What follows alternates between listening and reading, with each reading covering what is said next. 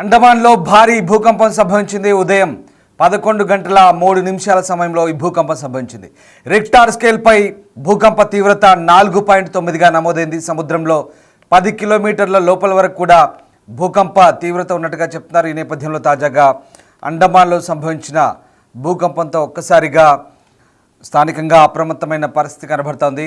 Richter స్కేల్పై భూకంప తీవ్రత 4.9గా నమోదైంది. సముద్రంలో 10 కిలోమీటర్ల లోపలి వరకు కూడా భూకంప తీవ్రతగా కేంద్రం ఉన్నట్టుగా చెప్తున్నారు. వరుసగా గత 4-5 రోజులుగా అండమాన్లో భూకంపాలు వస్తున్నాయి. జూన్ 30న కూడా అండమాన్ సముద్రంలో భూకంపం సంభవించింది. ఇక మళ్ళీ అండమాన్లో భూకంపం సంభవించింది. ఒకేసారి ఒకే రోజు 3 సార్లు భూమి కంపించినట్టుగా చెప్తున్నారు. ఈ నేపథ్యంలో ఒక్కసారిగా అండమాన్ తీరంలో మళ్ళీ భూ ప్రకంపనలు చోటు చేసుకోవడంతో ఆందోళనకు గురవుతున్న పరిస్థితి కనబడుతోంది. వరుస భూ ప్రకంపనలతో ఒక్కసారిగా అండమాన్ తీరంలో అప్రమత్తంగా ఉంటున్న పరిస్థితి కనబడుతోంది. ప్రధానంగా బందా అచే సమీపంలో అండమాన్ సముద్రంలో మరోసారి భూమి కంపించింది. మధ్యాహ్న సమయంలో భూమి కంపించిందంటూ నేషనల్ సెంటర్ ఫర్ సిస్మాలజీ వెల్లడిస్తోంది. రిక్టార్ స్కేల్పై భూకంప తీవ్రత 4.9గా నమోదైంది. భూకంప కేంద్రాన్ని పులావు వే దీవికి సమీపంగా గుర్తించారు. ఇది సుమారు 10 కిలోమీటర్ల లోతులో ఈ ప్రకంపనల కేంద్ర బిందువు ఉన్నట్లు అధికారులు చెప్తున్నారు. ఇక భూకంప కేంద్రం సముద్ర మట్టానికి అత్యంత సమీపంగా ఉండడంతో కొన్ని తేలికపాటి ప్రకంపనలకు సమీప ప్రాంతాల్లో నివాసితులు ఆ ప్రకంపనలు అనుభవించినట్టుగా చెప్తున్నారు.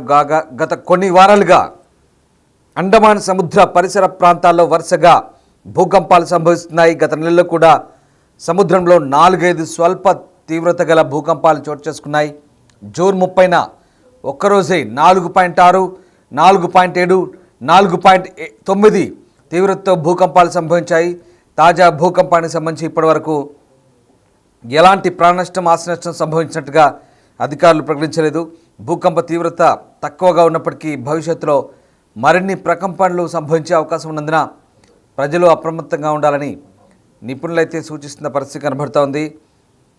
ఇక వరుస భూ ప్రకంపనలతో ఒకసారిగా అండమాన్ తీరంలో అల్లకల్లోలంగా మారిన పరిస్థితి. ఇవాళ ఉదయం నుంచి ఏకంగా ఈ భూ ప్రకంపనలకు సంబంధించిన అలజడులు రేగుతున్నాయి. వరుస భూ ప్రకంపనలు అండమాన్ తీరంలో ప్రస్తుతం చోటు చేసుకుంటున్న పరిస్థితి కనబడుతోంది. మొన్నటి నుంచి కూడా అండమాన్ తీరంలో వరుస భూ ప్రకంపనలతో ఒక్కసారిగా ప్రాంతమంతా కూడా కాస్త అలజడిగా ఉన్న నేపథ్యం కనబడుతోంది. దీంతో ఒక్కసారిగా అండమాన్ తీరానికి సంబంధించి అప్రమత్తంగా ఉండమని సూచిస్తున్న పరిస్థితి కనబడుతుంది. ఇక రిక్టార్ స్కేల్పై దీని తీవ్రత 5.3గా కూడా చెప్తున్నారు. బందా అచే సమీపంలో ఇది సరిగ్గా 12 గంటల 33 నిమిషాలకు ఈ భూకంపం సంభవించింది. పులావ్చే దీవి దగ్గర ఈ భూకంపం కేంద్రంగా చెప్తున్నారు. 5 తీవ్రతతో రిక్టార్ స్కేల్పై నమోదైంది. భూ ఉపరితలానికి 10 కిలోమీటర్ల లోతులో సంభవించిందని చెప్తున్నారు. ముఖ్యంగా ఇంత లోతులో భూమి కంపించడం కారణంగా సమీపంలోని ప్రజలు ఈ భూ ప్రకంపనలు స్పష్టంగా అనుభవించినట్టుగా అర్థమవుతుంది. ఇండోనేషియా వాతావరణ శాఖ BMKG meteorology climatology geophysical agency ప్రకారం ఈ భూకంపాన్ని 14 నిమిషాల తర్వాత నమోదు చేసింది. ఈ భూకంపం పలావు వేవ్ దీవికి 56 కిలోమీటర్లు వాయువ్యం అంటే నార్త్ వెస్ట్లో సంభవించింది. వివిధ సంస్థలు ఈ భూకంప తీవ్రతను కొద్దిగా భిన్నంగా నమోదు చేశాయి. European Mediterranean seismological centre EMSC 5.1గా, German research centre for geosciences GFZ raspberry shake 5.2గా నమోదు చేశాయి. ఈ చిన్న తేడాలు వివిధ సాధనాలు లేదా డేటా వనరుల కారణంగా సాధారణంగా నమోదవుతుంటాయి. ఇక భూకంప కేంద్ర సమీపంలో ఉన్నవారు స్వల్పంగా ఓ మోస్తరు కంపనాలకు అనుభవించారు. మోడిఫైడ్ మెర్కాలీ ఇంటెన్సిటీ స్కేల్ ప్రకారం ఈ భూకంప కేంద్రంలో ఇంటెన్సిటీ V స్థాయిని చేరుకుంది. అంటే సమీపంలో ఉన్న ఇల్లు భవనాల లోపల వరకు కూడా ఈ భూకంప ప్రభావం ఉంది. చిన్న వస్తువులు పడిపోయే అవకాశం ఉంది. 5.3 రిక్టార్ స్కేల్పై నమోదైనట్టుగా చెప్తున్నారు.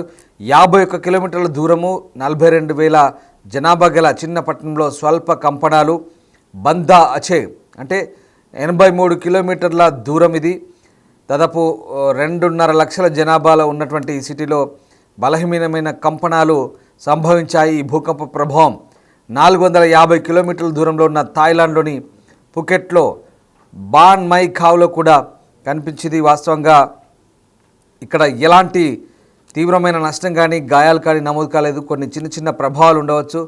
షెల్ఫ్ల నుండి వస్తువులు పడటం, గోడలు లేదా కిటికీల్లో చిన్న పగుళ్ళు ఈ భూకంప తీవ్రత కావడంతో ఈ భవనాలు కూలిపోవడం లేదా పెద్ద నష్టమైతే ఏమీ జరగని పరిస్థితి కనబడుతుంది. ప్రధానంగా ఇవాళకి సంబంధించిన భూకంప తీవ్రతకు సంబంధించి ఏ ప్రాంతాలు ఎఫెక్ట్ పడే ఒకసారి చూద్దాం. సబాంగ్ ఇది 51 కిలోమీటర్ల దూరంలో ఉంటుంది. ఇది స్వల్ప కంపనాలు సంభవించింది. అలాగే బందా అచే 83 కిలోమీటర్లు ఉంటుంది. ఇది బలహీన కంపనాలు సంభవించింది భూకంప కేంద్రానికి. అలాగే సిగ్లీ, రిలుయెట్, బిర్యూన్, మిలాబో, లోక్ సిమావే ఇవన్నీ కూడా బలహీన కంపనాలు సంభవించాయి. బ్లాక్ పిడి, లగ్సా చాలా బలహీన కంపనాలు సంభవించాయి. అలాగే పుకెట్ థాయిలాండ్ ఇది 420 కిలోమీటర్లు అండమాన్ నుంచి సముద్ర మార్గంలో ఉంటుంది. చాలా బలహీనంగా భూమి కంపించింది. అలాగే మెడాన్ అనేది దాదాపు ఇది కూడా మన దేశం కాదు, ఇది థాయిలాండ్ ప్రాంతంలోనే. ఇక్కడ 717 కిలోమీటర్ల దూరంలో ఉన్నటువంటి ఈ ప్రాంతంలో కూడా భూమి కంపించినట్టుగా చెప్తున్నారు. ఇక ఈ ప్రాంతంలో గత ఏడాది కంటే ఇది అత్యంత శక్తివైన భూకంపంగా చెప్తున్నారు. 2023 జూలై 9న 5.5 తీవ్రతతో ఒక భూకంపం 94 కిలోమీటర్లు దక్షిణంలో సంభవించింది. 2010లో 7.2 తీవ్రతతో అత్యంత శక్తివంతమైన భూకంపం మిలాబో సమీపంలో సంభవించింది. దాని తర్వాత మళ్ళీ ఇది అతిపెద్ద భూకంపంగా చెప్తున్నారు.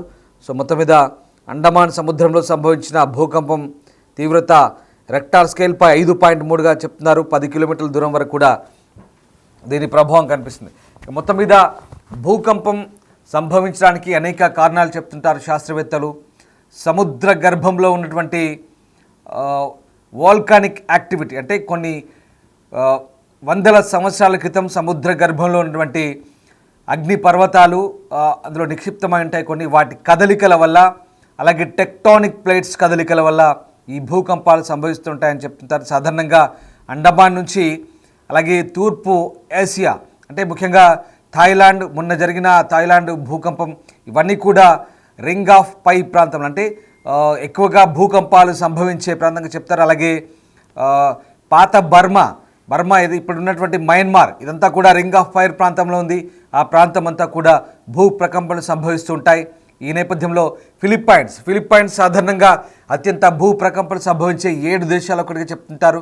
సో ఇవన్నీ కూడా తీరాన్ని ఆనుకున్నాయి. ప్రధానంగా ఇండోనేషియా మొదటి 2వ స్థానంలో ఉంది. మొదటి స్థానం జపాన్లో ఉంటుంది, 2వది ఇండోనేషియా ఉంటుంది, ఫిలిప్పైన్స్ ఉంటుంది, ఈక్వెడార్ ఉంటుంది, టర్కీ ఉంటుంది అంటే తుర్కీయే. ఇలా కొన్ని దేశాలు ఉంటాయి. ఈ దేశాలన్నీ కూడా రింగ్ ఆఫ్ ఫైర్ ప్రాంతంలో ఉంటాయి.